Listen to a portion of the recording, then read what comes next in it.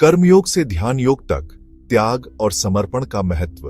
श्रीमद् भगवद गीता में भगवान श्री कृष्ण ने कर्मयोग, भक्ति योग और ज्ञान योग के साथ साथ ध्यान योग का भी वर्णन किया है। कर्म करते हुए योगी बनने की यह यात्रा त्याग और समर्पण के महत्व को रेखांकित करती है। कर्मयोगी निष्काम भाव से कर्म करता है, फल की इच्छा का त्याग कर देता है।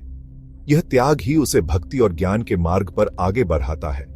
भक्ति में वह अपना सर्वस्व ईश्वर को समर्पित कर देता है।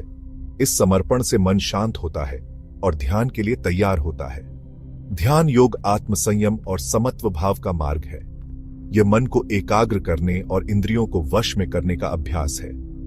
कर्मयोग द्वारा इंद्रियों का नियंत्रण और भक्ति योग द्वारा मन की शुद्धि ध्यान योग के लिए आवश्यक तैयारी है। त्यागी और योगी दोनों ही मोक्ष के मार्ग पर अग्रसर होते हैं। त्यागी सांसारिक मोह का त्याग करता है, जबकि योगी अपने मन के विकारों का। दोनों का लक्ष्य एक ही है, आत्मा की मुक्ति। ध्यान योग का अभ्यास, मन को एकाग्र करने की विधि। ध्यान योग का अभ्यास एकाग्रता और धैर्य की मांग करता है। सर्वप्रथम एक शांत और पवित्र स्थान का चुनाव करें, जहां आपको कोई बाधा न हो।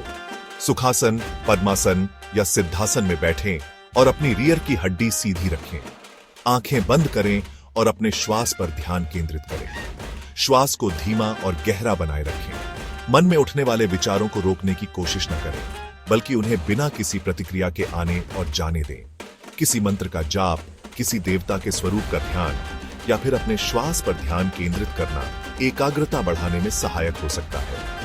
नियमित अभ्यास से मन शांत और एकाग्र होता है और आप ध्यान की गहराई में उतरते जाते हैं। योग का उद्देश्य आत्मज्ञान और परमात्मा से मिलन। योग का उद्देश्य केवल शारीरिक और मानसिक स्वास्थ्य तक सीमित नहीं है। यह तो आत्मा की शुद्धि, आत्मज्ञान और अंततः परमात्मा से मिलन का मार्ग है।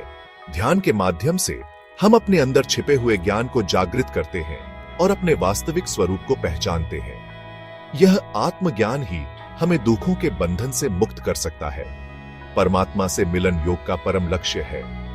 जब हम अपने मन को सभी विकारों से मुक्त कर लेते हैं, तब हम उस परम चेतना का अनुभव करते हैं जो समस्त सृष्टि का आधार है। एक सच्चा योगी समाज के लिए प्रेरणा होता है। वह शांत, स्थिर और संभाव से युक्त होता है।